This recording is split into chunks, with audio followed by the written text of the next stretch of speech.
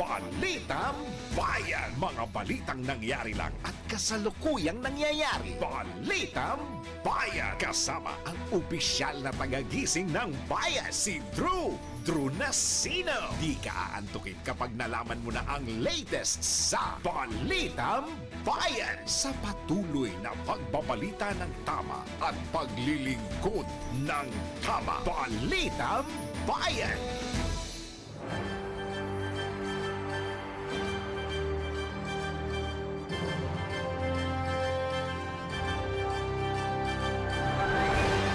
Silipin na natin ang ulo ng mga balita. Balitang Bayan. Bagyong Nando bahagyang bumilis patawid ng Philippine Sea. Mahigit 2 milyong pisong halaga ng humanitarian assistance ipinamahagi sa mga apektado ng Bagyong Mirasol at Habagat. Balitang Bayan. PNP 100% ng handa sa mga pagkilos sa linggo Setyembre 21. Puwersa inalerto na rin sa ilang pangkilos protesta sa iba't ibang lalawigan. Balitang Bayan. Mag-asawang Curly at Sara Diskaya sumugod sa DOJ. Application para sa pagsasailalim sa Witness Protection Program isinumite. Balitang Bayan. Balita sa ibayong dagat. Panibagong botohan para sa ceasefire resolution sa Gaza isinagawa ng UN Security Council. Balitang Bayan. Balitang pampalakasan. Mattia Furlani ng Italy itinanghal bilang youngest champion sa Men's Long Jump World Championship. Balitang Bayan. At balita sa mundo ng showbiz. Kim Chiu at Paolo Avellino wagi bilang most popular leading lady at leading man sa Gawad Dangal Awards 2025. Tuloy-tuloy ang mga balita sa Balitang Bayan. Kasama si Drew Nasino. Magandang tanghali Pilipinas, magandang tanghali Luzon, Visayas at Mindanao. Ngayon po ay araw ng Biyernes, September 19, 2025. Para po sa isang oras na balitaan sa ngalan po ni Drew Nasino, ako po ang inyong makakasama, John Riz Galata. Balitang Bayan. At bago po natin simulan ang ating balitaan, atin po munang alamin ang lagay ng panahon. Nasa kabilang linya po ang ating Pag-asa weather specialist na si Ms. Lian Loreto. Pinakahuli, pinaka-latest, pinaka-napapanahon. Whether we like it or not, ito ang magiging DWIZ Weather Report. Magandang tanghali po Ms. Lian, ano po ang magiging lagay ng panahon ngayong araw ng Biyernes? Magandang tanghali po, Sir Riz, at sa lahat po ng ating mga taga-subaybay. Ito nga pong binabantayan natin na bagyong Nando ay tropical storm na po at ito po ay nasa layong 1,005 kilometers sa silangan ng Central Luzon. Ngayon ay wala pa naman po itong dalang direktang epekto sa anumang bahagi ng ating bansa. Ngunit inaasahan nga po natin na itong si bagyong Nando ay magiging typhoon category pa po pagsapit bukas po yan at magpapatuloy pa rin po itong mag-intensify o mas lumakas pa at posible nga pong mag-reach ang super typhoon category posible sa Lunes. Kaya asahan po natin by Sunday ay meron na po itong epekto sa ating bansa at posible tayong magtaas ng mga wind signals dito po sa may central or sa northern Luzon area. At ito nga pong si Nando ay palalakasin po nito ang southwest monsoon o habagat kaya't maaapektuhan din ang kanlurang bahagi ng ating bansa simula sa Sunday. At ito nga po ay enhanced o malakas na habagat kaya't mag-ingat po yung ating mga kababayan na pupunta po sa ating mga rallies. Ngayong sa Sunday po, magdala na po tayo ng mga payong. Sa ngayon, itong si Nando ay meron pong taglay na hangin na aabot sa 75 kilometers per hour at bugso na aabot sa 90 kilometers per hour. Kumikilos po ito pa westward sa bilis na 20 kilometers per hour. At yun nga po ay sa ngayon, wala pa naman pong direktang epekto sa ating bansa. Samantala, yung southwest monsoon naman ang nagdadala ng makulimlim na panahon na may kalat-kalat na pag-ulan, pagkulog at pagkidlat sa may Ilocos Region, Cordillera Administrative Region, pati na rin po sa may Zambales at Bataan. Kaya posible po yung mga flash floods o landslides sa Metro Manila at nalalabing bahagi ng ating bansa. Asahan po ngayong araw hanggang bukas magiging partly cloudy o bahagyang maulap lamang hanggang sa maulap ang ating panahon na may tsansa ng mga localized thunderstorms pagdating ng hapon at gabi. Sa ngayon wala naman po tayong nakataas na gale warning sa anumang baybaying dagat ng ating bansa.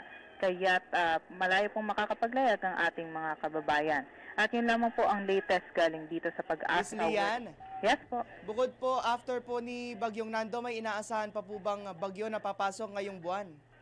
Sa atin nga po nakikita ay posible pang merong potential na low pressure area na pumasok sa ating PAR. Ngunit nga po ay mataas pa po yung uncertainty ukol po sa kanyang development and track. Kaya unahin po muna natin at ang update galing dito nga po sa Nando dahil ito po'y malakas na bagyo. Kaya gamitin po natin itong oras na ito para sa ating mga kababayan sa may northern at sa central Luzon para po maghanda sa posibleng malakas at mga epekto po nitong si Tropical Storm Nando. Ayun, maraming salamat po, Miss Lian. Maraming salamat po at mag-ingat po tayong lahat. Pinakahuli, pinaka-latest, pinaka-napapanahon, whether we like it or not, DWIZ Weather Report. Balitang Bayan. Muli ang inyo pong napakinggan ay si Miss Lian Loreto mula sa Pag-asa. At sa pagpapatuloy ng ating balitaan, nagpaabot ng agarang tulong ang Department of Social Welfare and Development sa mga probinsyang tinamaan ng Bagyong Mirasol. Ayon sa DSWD, umabot na sa mahigit 2.2 million pesos ang naipaabot na humanitarian assistance kabilang ang family food packs para sa mga apektadong residente. Kaugnay nito, nadagdagan pa ang mga pamilyang naperwisyo sa 6 na rehiyon ng bansa. Nasa 21,592 families o higit 78,000 katao ang kabuuang bilang ng mga naapektuhan ng nasabing kalamidad. Balitang Bayan. Sa iba pang headline, kinumpirma mismo ni Police Brigadier General Randolph Tuanyo, tagapagsalita ng Philippine National Police, na magkakaroon din ng kilos protesta sa iba't ibang lalawigan sa bansa. Sa kabila nito, tiniyak ni Brigadier General Tuanyo sa DWIZ na handang-handa ang PNP at may sapat itong bilang ng mga pulis na ide-deploy para sa paparating na kilos protesta. Siniguro din ng PNP na hindi matutulad sa Nepal ang rally na magaganap sa linggo, ika-21 ng Setyembre. Ang Philippine National Police, Sir Jopel, ay handang-handa po. Sa tungayan po, meron po tayong mga sapat na numero na kung saan po ito magiging basihan natin ng deployment nationwide, Sir Jopel. Hindi lamang po ito sa National Capital Region. Sa mga Sir Jopel, outside ng Manila, meron po tayo na monitor dyan sa Cebu, sa Negros, Cagayan de Oro City, sa Baguio at Bohol. Ito naman, ang magrarally naman po dito ay ang mga OFW, Sir. Nilinaw din ng PNP na walang banta sa seguridad ang mga gaganaping kilos protesta, ngunit mananatili pa rin nakatutok ang PNP laban sa maaaring maging kaguluhan sa nakadagdang kilos protesta. Sir Joker, wala naman po tayo na monitor ng mga ganung mga reports na nakukuha natin. Pero inherent naman, Sir Joker, sa Philippine National Police. Ang bagamat wala tayo na monitor ng mga ganun. Lagi natin monitor yung tinatawag natin mga threat groups at iba pang mga grupo na posible mag-take advantage. Kaya ang Philippine National Police, Sir Joker, ay hindi naman kampante sa mga ganung wala tayong natatanggap ng report. Pero tuwing na sinasama natin yung monitoring sa mga threat groups at iba pang grupo na posible mag-take advantage sa mga ganitong situation. Iyan po ang tinig ni Brigadier General Randolph Tuanyo, tagapagsalita ng Philippine National Police sa panayam ng DWIZ. Balitang Bayan. Sa kaugnay na balita, nagbigay paalala ang pambansang pulisya para sa mga nagnanais na makiisa sa isasagawang kilos protesta sa linggo, Setyembre 21. Nakasaad sa mga paalalang ito ang kahalagahan na masiguro ang pagkakaroon ng official permit mula sa mga local government unit sa mga lugar kung saan ilulunsad ang demonstrasyon. Layon nito na masiguro ang pagiging lehitimo ng mga sasamang grupo. Pinaalalahanan din ng Philippine National Police ang publiko na alamin ang alokasyon ng mga nakalatag na first aid stations at police assistance desk. Hinikayat din ng mga otoridad ang mga makikilahok na magtipon-tipon lamang sa mga labas o sa mga lugar na binigyan ng permiso ng LGU tulad ng Freedom Parks at siguruhin na hindi sila makakaabala sa daloy ng trapiko upang maiwasan ang anumang traffic violations. Una nang inihayag ng pambansang pulisya na iginagalang nila ang karapatan ng bawat mamamayan na maglabas ng hinaing o saloobin, subalit dapat itong ikasa sa maayos at mapayapang paraan. Balitang Bayan! Sa iba pang tampok na balita, nagtungo sa Department of Justice ang mag-asawang Sara at Pacifico Curly Discaya para sa pagpupulong kay Justice Secretary Jesus Crispin Remulla. Unang dumating si Curly Discaya na bantay sarado ng mga tauhan ng Police Security Protection Group at Senate Sergeant at Arms. Ayon kay Justice Assistant Secretary at Spokesman Miko Clavano na si Curly lamang ang inaasahan nila dahil siya lang ang dumalo sa pagdinig ng Senado, kung saan personal na hiniling ni Senador Rodante Marcoleta na gawing state witness ang mag-asawa. Ngunit sumunod rin sa opisina ni Secretary Remulla si Sara Discaya na armado din ng mga otoridad. Magugunitang naunang nagpahiwatig ng kahandaan si Sara Discaya para tumayong testigo sa isyu ng mga anomalya sa flood control projects ng Department of Public Works and Highways. Balitang Bayan! Ito po, abiso po sa mga motorista. Kasado na sa susunod na linggo ang panibagong dagdag presyo sa mga produktong petrolyo. Ayon sa Department of Energy Oil Industry Management Bureau, posibleng magkaroon ng dagdag na hanggang 70 sentimos ang presyo ng kada litro ng gasolina, habang himigit kumulang 35 sentimos naman ang inaasahang taas presyo sa kada litro ng diesel. Samantala, inaasahan naman ang 60 sentimo na dagdag presyo ng kada litro ng kerosene o gas.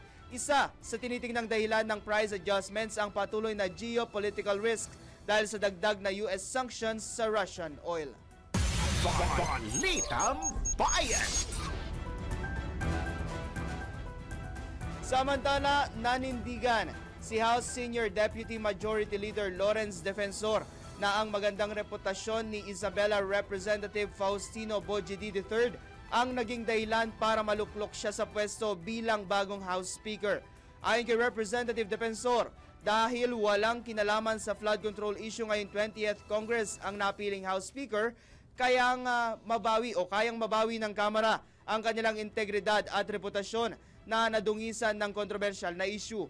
Umaasa rin si Representative Defensor na pagtitibayin ni House Speaker D ang mga pagbabago sa mababang kapulungan ng Kongreso tulad ng pagkikinig sa hinaing ng taong bayan, pagiging transparent sa national budget at buong kooperasyon sa binuong Independent Commission na mag-iimbestiga sa maanumalyang infrastructure projects ng pamahalaan. He has a very stable character and he is a good listener to the members of the House of Representatives. And we have learned to listen to the clamor of Filipinos against the House, against corruption. Sana lang ipagpatibay niya itong pagbabago sa House, sa pagbukas sa Independent Commission, that we will cooperate fully and make sure that accountability will be found through this flood control anomaly. So isa yon, transparency in the budget and cooperation with the investigation of the Independent Commission.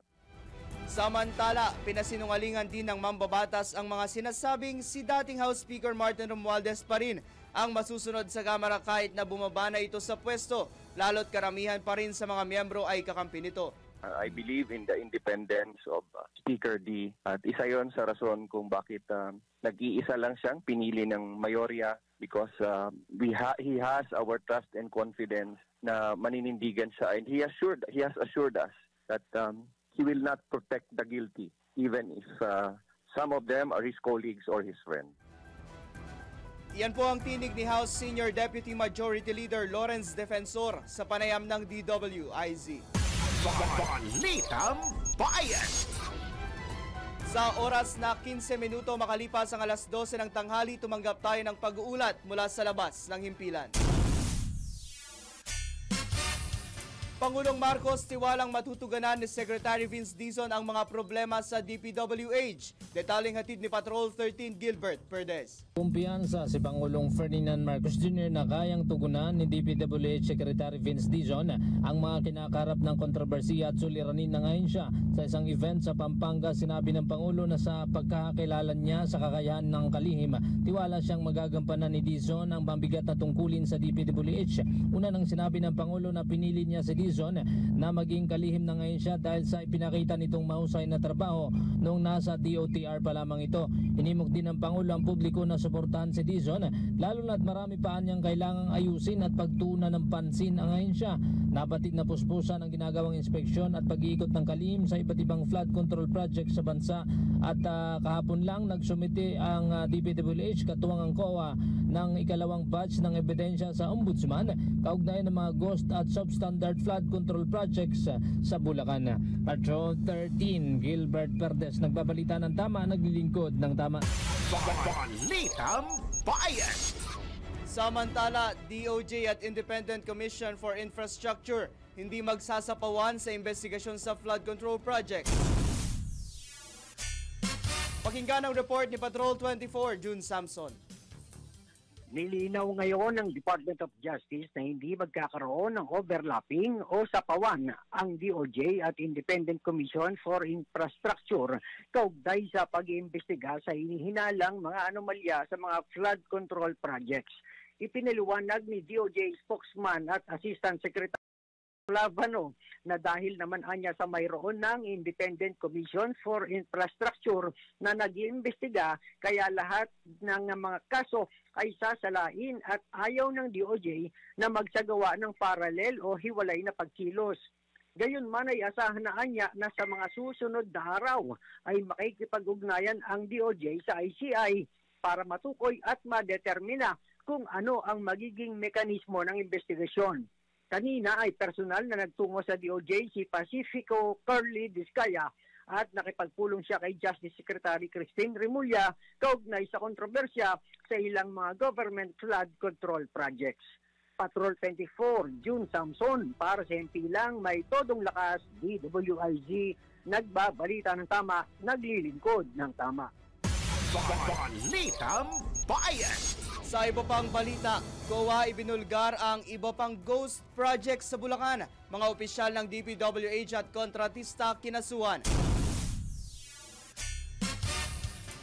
Pakinggan ang pag-uulat ni Patrol 17 Jopel Pelenio. Nagsumite ng panibagong fraud audit reports ang Commission on Audit sa Office of the Ombudsman matapos madiskubre ang 4 na ghost projects ng Department of Public Works and Highways o DPWH Bulacan 1st District Engineering Office. Unang binusisi ng COA ang flood control project ng Wawaw Builders sa Angat River, Plaridel na nagkakalaga ng 92.6 million pesos bagamat idiniklarang completed noong Hunyo 11 ng nakalipas na taon. Sa sumbong sa Pangulo website, nakita ng COA na ongoing pa ang konstruksyon noong Setyembre 10 ng kasalukuyang taon. Batay pa sa satellite images, walang flood control structure sa lugar. Posibleng sangkot dito sina District Engineer Henry Alcantara, Bids and Awards Committee Chairperson Ernesto Galang at si Mark Alan Arevalo ng Wawaw Builders. Sunod na tinutukan ang 3 proyekto ng joint venture Top Notch Catalyst Builders Inc. at One Frame Construction Inc. Una, ang slope protection sa barangay Bunsuran, Pande na 98.9 million pesos ang halaga. Ngunit hindi tumugma ang lokasyon na itinuro ng DPWH sa plano kaya idiniklarang ghost project. Pangalawa, ang slope protection sa Bukawe River, barangay Bambang, Bukawe na halos 99 million pesos ang halaga. Nabatid ng COA na may existing structure na bago pa man ang petsa ng sinasabing pagsisimula ng proyekto. May notice of disallowance na rin laban dito dahil sa kawalan ng disbursement documents. Pangatlo, isa pang proyekto sa parehong barangay na nagkakalaga rin ng 99 million pesos tulad ng nauna, may existing structure na at mali rin ang itinuturong site. Bukod pa rito, inaprubahan agad ang isang change order na halos 4 billion pesos na labag sa procurement law. Bukod kina Alcantara, Galang at Arevalo, kabilang din sa mga itinurong mananagot sina Assistant District Engineer Bryce Erickson Hernandez, Engineer 2 Jolo Marie Tayaw, Engineer 2 Limuel Ibrahim Roque, Engineer 2 John Michael Ramos, Planning and Design Chief Ernesto Galang, Project Engineer Nino Lawrence Morales, Maintenance Section Officer in Charge Jaime Hernandez, Quality Assurance Section Chief Norberto Santos at Construction Section Chief JP Mendoza. Isinama rin si Gian Carlo Galang, Managing Officer ng Top Notch Catalyst Builders Inc., One Frame Construction Inc., pati na ang mga opisyal at board members ng dalawang kumpanya. Maaring masampahan sila ng kasong graft, malversation, falsification of public documents at paglabag sa Procurement Act at COA rules. Ayon sa COA, hindi pa pinal ang listahan ng mga dawit at maaari pang madagdagan. Tugon ang audit sa utos ni Chairperson Gamaliel Cordoba noong August 12, 2025 na imbestigahan ang lahat ng flood control projects ng DPWH Bulacan mula July 2022 hanggang May 2025. Ito si Patrol 17 Chopel Peleño para sa impilang may todo lakas, DWIZ, nagbabalita ng tama, naglilingkod ng tama. Balitang Bayan! Samantala, DOJ may panawagan sa mga nais sumestigo sa flood control projects anomaly. Pakinggan si Patrol 24, June Samson. Hinimok ng Department of Justice ang sino mang nais na maging testigo sa maanumalyang flood control projects na siguruhing maglalantad sila ng katotohanan lamang para makatulong at hindi para iligaw o guluhin lang ang nagpapatuloy na investigasyon.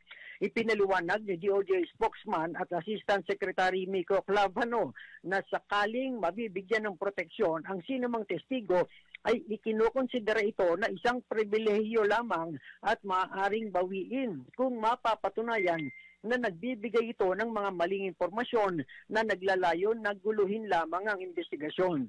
Ang basehan anya ng DOJ ay ang sinumpaang salaysay ng testigo at kapag lumitaw na nagsinungaling o nag-iimbento ito, ay sasampahan nila ito ng kasong perjury, pero maasa pa rin ang DOJ na magiging matapat ang mga tatayong testigo.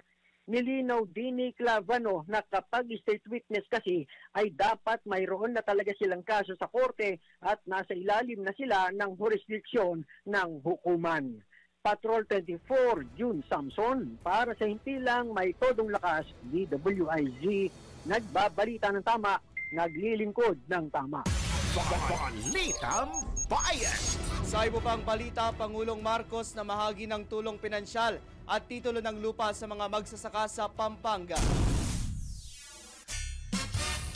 Pakinggan ang report ni Patrol 13, Gilbert Verdes. Pinangunahan ni Pangulong Ferdinand Marcos Jr. ang pamamahagi ng tulong pinansyal at titulo ng lupa para sa mga manggagawang bukid sa Pampanga na parte ng handog ng Pangulo Program.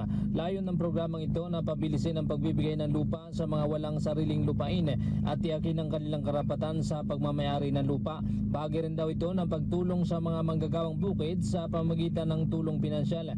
Ilan sa mga ahensyang katuwang sa aktibidad ay ang DOH, DENR at mga lokal na pamahalaan at ilang pribadong sektor. Namahagi naman ng DSWD ng tig 10,000 pesos bawat isa sa halos 3,000 benepisyaryo na nirekomenda ng pamahalang panlalawigan ng Pampanga. Patrol 13, Gilbert Verdes para sa himpilang may todong las, DWIZ, nagbabalita ng tama, naglilingkod ng tama.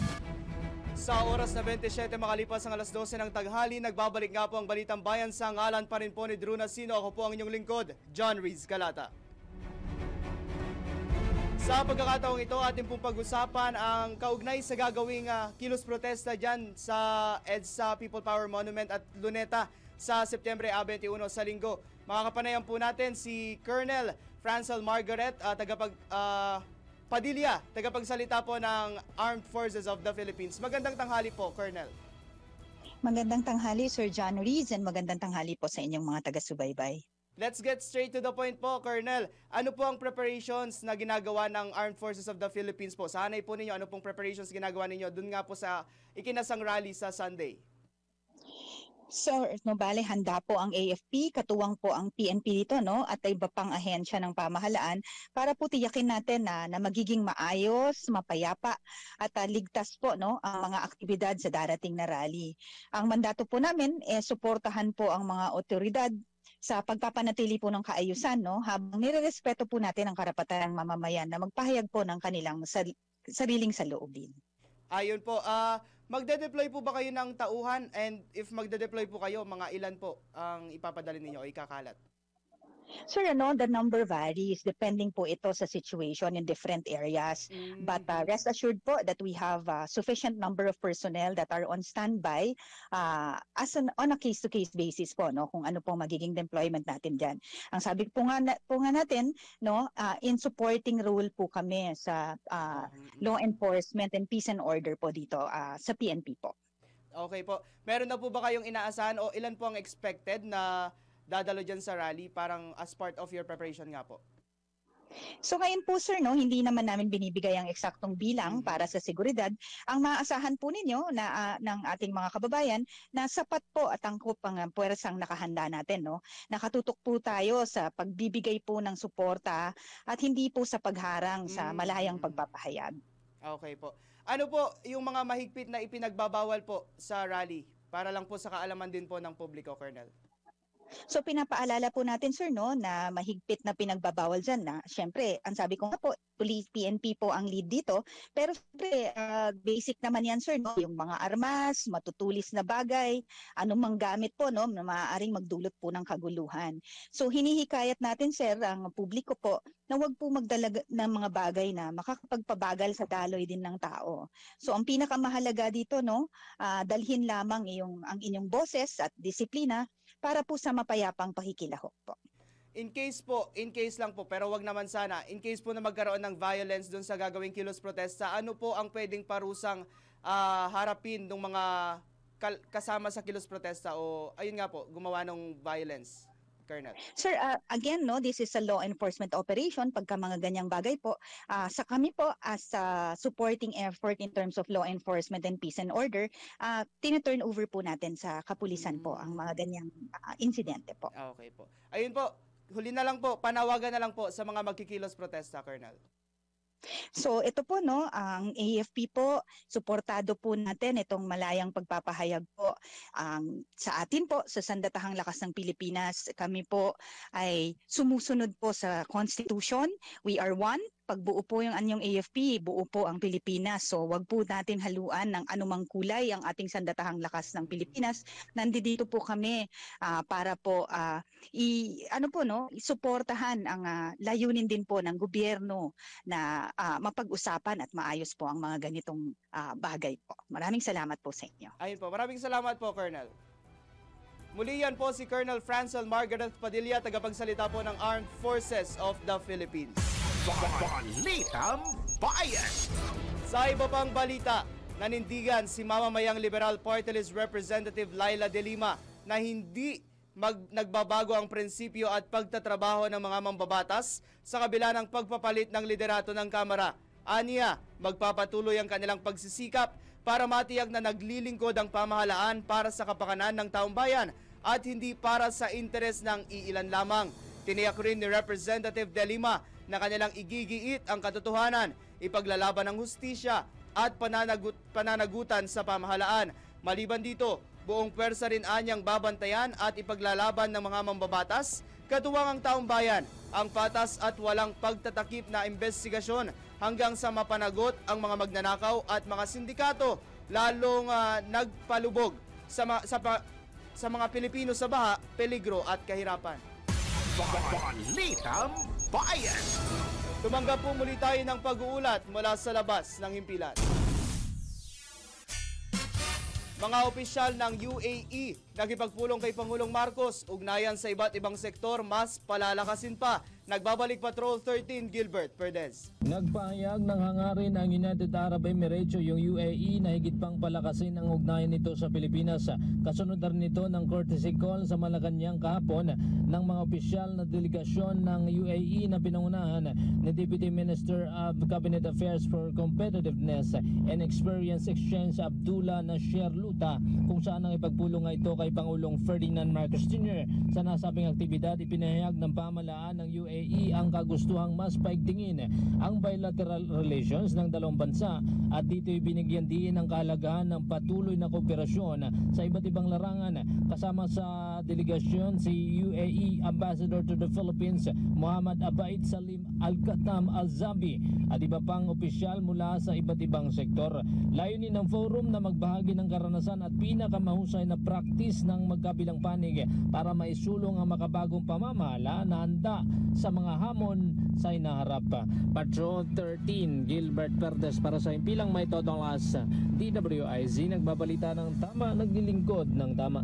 Kapag may bagong balita, naka-on air, agad-agad, DWIZ Patrol Report. Tumungo naman po tayo sa mga lalawigan.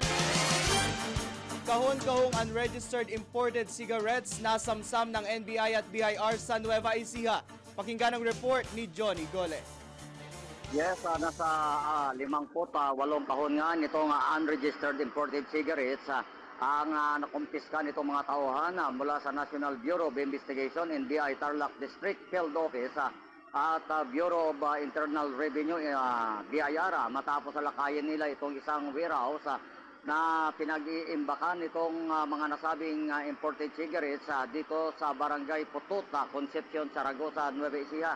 Nagkakahalaga ayon dito sa pagtaya ng NBI at BIR ang nasabing imported cigarettes ng 870,000 pesos. Pag-aari ang warehouse at ang nakaimbak ng mga kahon-kahong sigarilyo ng isang Jonifer M. Lahoma na wala sa lugar ng isagawa nga itong 3 search warrant na aprobado naman ng Regional Trial Court ORTC Cabanatuan City para sa mga bodega nito. Bagamat isang Maricel E. Lahom naman na itong inanyayahan ngayon ng NBI Tarlac Field Office upang magpaliwanag sa nakumpiskang imported cigarettes mula sa kanilang bodega. Habang patuloy pa yung isinasagawang inventory at investigasyon sa nasabing nakumpiskang mga imported sigarilyo, ay inihanda na rin ng NBI at BIR ang kasong paglabag nila sa RA 8424 o higit na kilala sa National Internal Revenue Code laban sa may-ari ng warehouse dahil sa pagbebenta at pag-iingat nitong nasabing mga unregistered imported cigarettes. Mula dito sa gitna Luzon, ito si Johnny Gole, Central sa Patrola, nag-ulat, Impilang May Todo Lakas, DWIZ, nagbabalita ng tama, naglilingkod ng tama.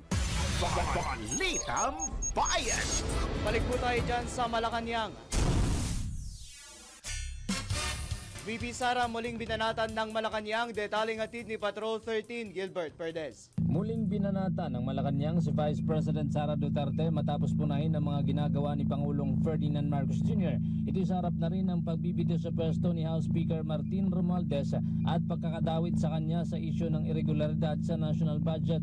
Sa isang pahayag, inupakan ni Palace Press Officer Undersecretary Claire Castro sa VP Sara. Ito'y dahil marami anyang nakakalam sa mga ginagawa ng Pangulo para malabanan ng korupsyon sa flood control projects, bagay na siya mismo ang nagpasimula para maimbestigahan ito. Nilinaw ni Castro na walang kapangyarihan ng Pangulo na pigilan ang anumang plano ng mga mababatas, kabilang ang House Speaker at Senate President na bumiyahe sa ibayong dagat dahil sa separation ng powers o hiwalay na kapangyarihan ng ekutibo at legislatura.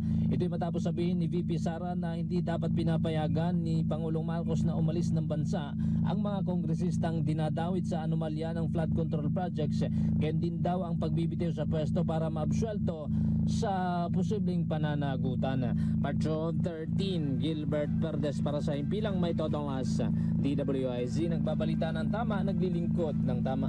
Kapag may bagong balita, naka-on air, agad-agad, DWIZ Patrol Report. Balik po tayo dyan sa lalawigan. Bedridden senior citizen binigyan ng cash at gamot ng Lubao LGU. Nagbabalik Johnny Gole.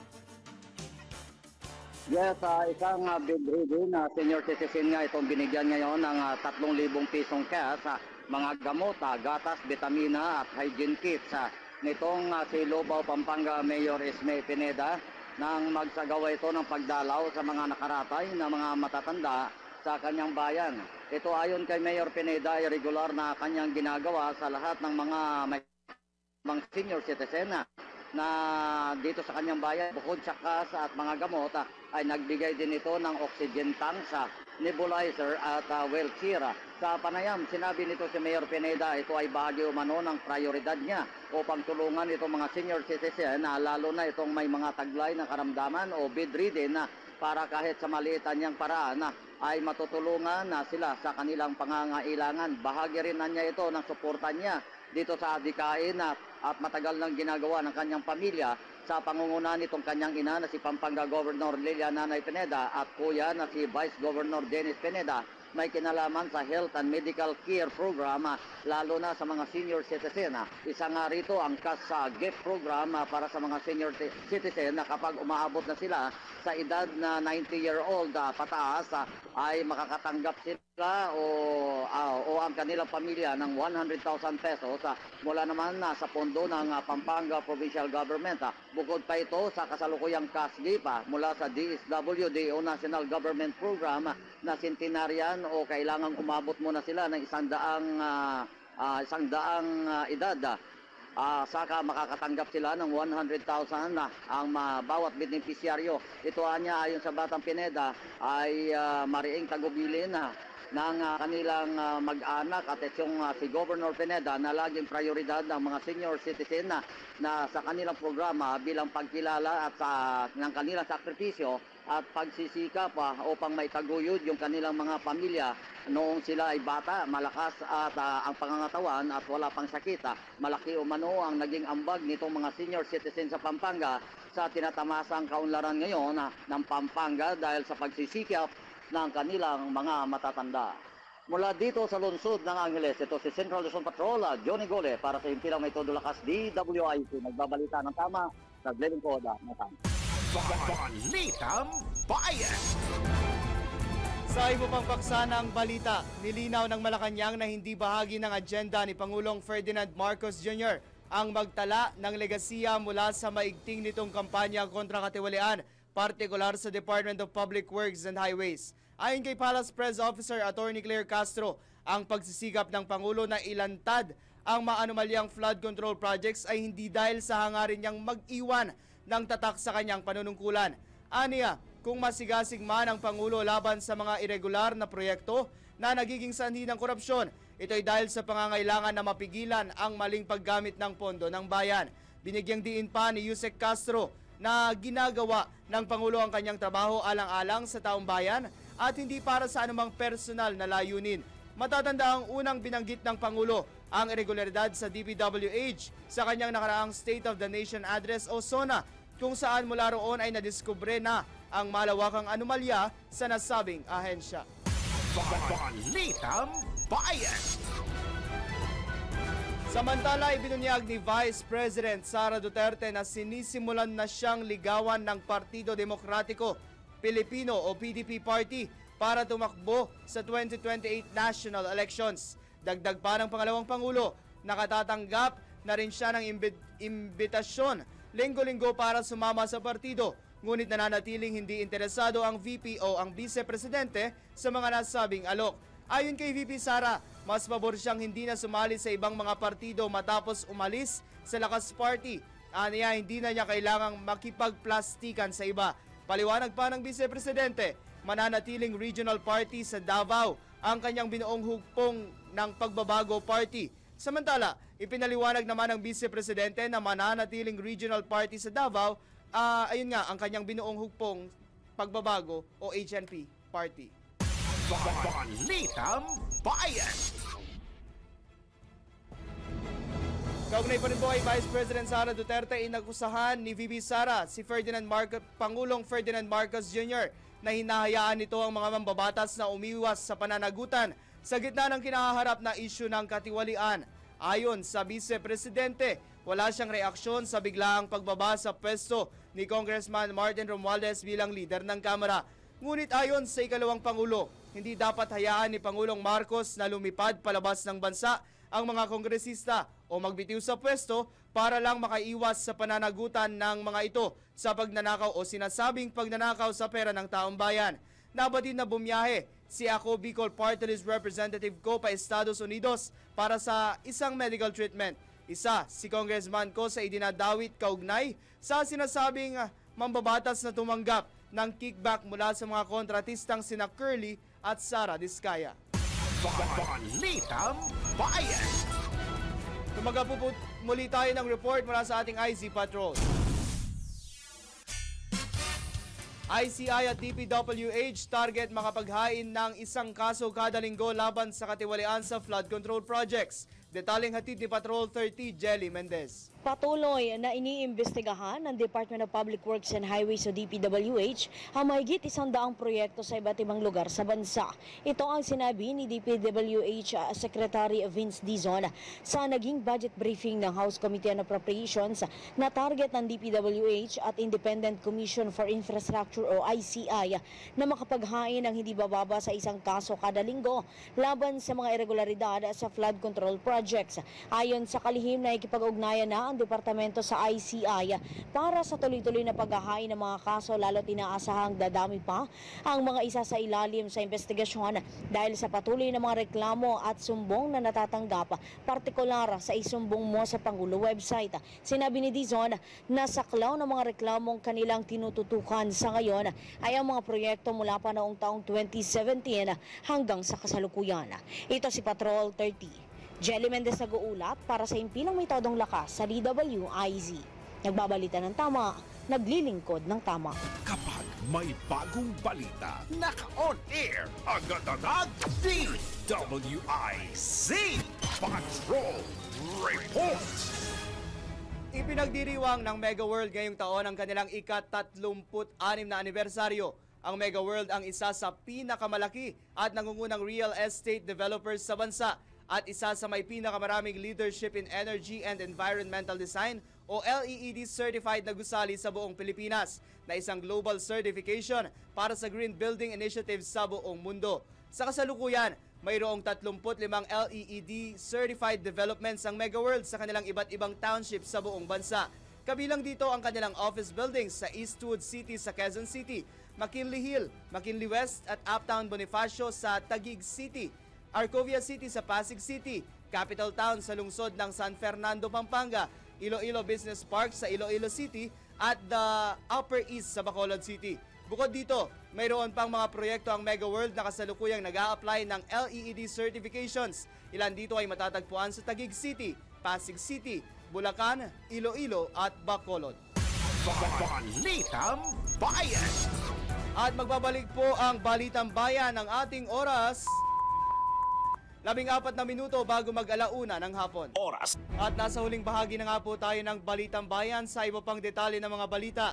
Pariing kinondena ng Korte Suprema ang karumal-dumal na pagpaslang kay Attorney Joshua La Vega Abrina, Officer in Charge ng Administrative Division ng Port Management Office sa Palawan. Ayon kay Acting Chief Justice Marvic Leonen, agad na nakipagtulungan ang Integrated Bar of the Philippines sa mga otoridad upang imbestigahan ang krimen at mapanagot ang mga salarin.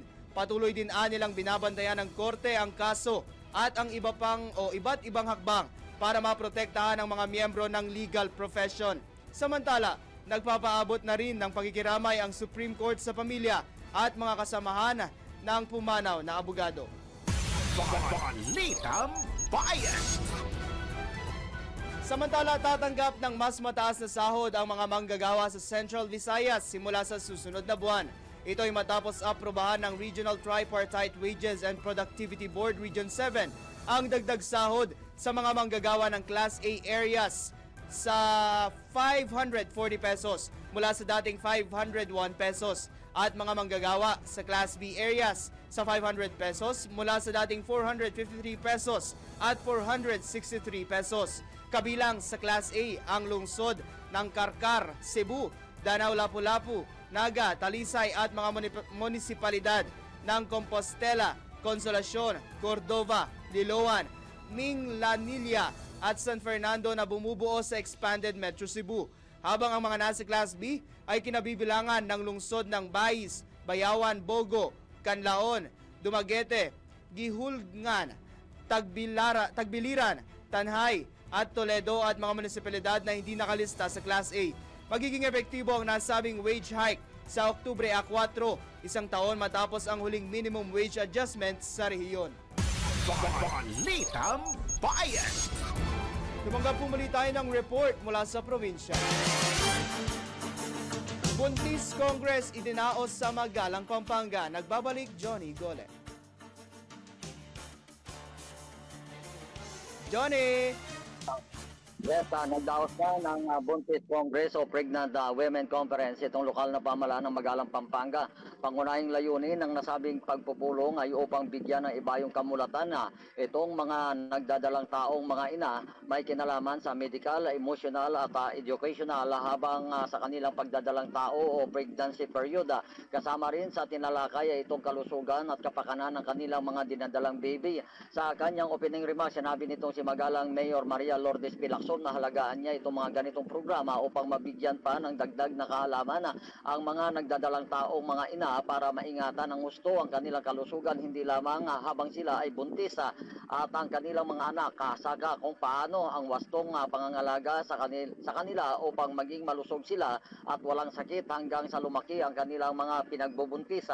Nagkaroon din ng mga palitan ng mga karanasan at iba't ibang kwento, medical consultation at pamamahagi ng bitamina. Tampok din sa nasabing okasyon itong mga kailangang gawin at aktibidad ng mga nagdadalang taong ina para hindi sila mahirapan sa kanilang panganganak. Bilang isang registered nurse sa kanyang profesyon, sinabi ng alkalde na kaya nito buong pusong sinusuportahan ng programa upang palakasin ang health and medical welfare ng mga nanay, kanilang mga anak at buong pamilya. Naniniwala kasi ito na kapag maayos at malusog ang pamayanan ay hudyatan niya ito ng maunlad na bayan. Ang proyekto ay suportado din ng kanilang Magalang Municipal Health Office. Mula dito sa Magalang, Pampanga, ito si Central Luzon Patrol, Johnny Gole, para sa Ikula May Todo Lakas, DWIZ, nagbabalita ng tama, naglilingkod ng tama. Balitang Bayan! Mga balitang dapat alam mo kahit sa labas ng bansa. DWIZ, balita sa ibang bansa. Magsasagawa ng botohan ng United Nations Security Council para sa panibagong ceasefire resolution hinggil sa kaguluhan sa Gaza. Ang nasabing resolusyon ay isinusulong ng mga bansang Algeria, Denmark, Greece, Guyana, Pakistan, Panama, the Republic of Korea, Sierra Leone, Slovenia at Somalia. Nakasaad sa resolusyon ang panawagan para sa agaran, unconditional at permanenteng ceasefire. Ipinanawagan din ng mga nasabing bansa ang pagtanggal ng Israel ng restrictions para makapasok ng malaya ang mga tulong para sa Gaza. Inaasahan din na magsusumite ng ulat ang Secretary General kung naipatutupad ba ang nasabing resolusyon. Balitang Bayan! Sa mundo ng palakasan, ang latest malalaman sa DWIZ Sports News. Itinanghal bilang pinakabatang kampiyon sa Men's Long Jump World Championship si Mattia Furlani ng Italy. Nagkamit ang 20 anyos na Italian athlete ng gold medal sa 8.39 meters na torneo na ginanap sa Tokyo, Japan. Nakuha ng atleta ang panalo sa ika-5 round at nahigitan nito ang record na hawak ni Carl Lewis na nagwagi ng world title sa edad na 22 anyos noong 1983. Balitang Bayan! Ito na ang latest, bagong-bago, fresh na fresh, DWIZ Showbiz News! Alright, ito na nga ang balitang showbiz. Wagi bilang most popular leading lady ang aktres na si Kim Chiu at ka-love team nitong si Paula Avellino bilang most popular leading man sa Gawad Dangal Awards 2025. Bukod dito, nakuha din ng Kim Pao ang most outstanding and popular love team of the year. Isa sa mga pinagbidahan ang nasabing love team ang pelikulang My Love Will Make You Disappear at Filipino adaptation ng What's Wrong with Secretary Kim. Balitang Bayan! At muli po ninyong napakinggan at napanood ang isa pang edisyon ng Balitang Bayan. At syempre bago tayo magtapos, nais ko po munang pasalamatan ang ating mga nakaantabay dyan sa newsroom. Syempre andyan ang ating news director na si Miss Judith Estrada Larino. Andyan din sina Engineers Adrian Cruz, Jeneline Rico Hermoso, Kent Sale, Pamela Monterde, Jimena Irene Barbon at Paolo Mesa. Gayon din sa ating writers na sina Mark Terence Molave, Jemima Arguel at Jordan Gutierrez. Ang daming thank you. Sa ating communication assistants, alright, si Ninya Tuerto, Rica Luz Dayos, Neil Joy Abella at Winnie Trinidad. At syempre batiin din po natin ang mga nanood sa ating live streaming. Nandyan sina Angelo Redaha, Arnaldo Alganion, Jaime Samoya Bernarte at syempre ang ating napakagandang si Hyacinth Ludovico. Muli, sa ngalan po ni Drew Nasino, ako po ang inyong nakasama, John Reese Calata. Kami po ay nagbabalita ng tama, naglilingkod ng tama. Antabayan na ng susunod na programa, DWIZ Network News, kasama ang gwapong-gwapo na si Angelo Bainio. Pagsapit ng alas 12 bago ka mag-lunch o kaya nagla-lunch ka. Dagdagan pa ang mga alam mo para hindi ka naman huli sa balita. Live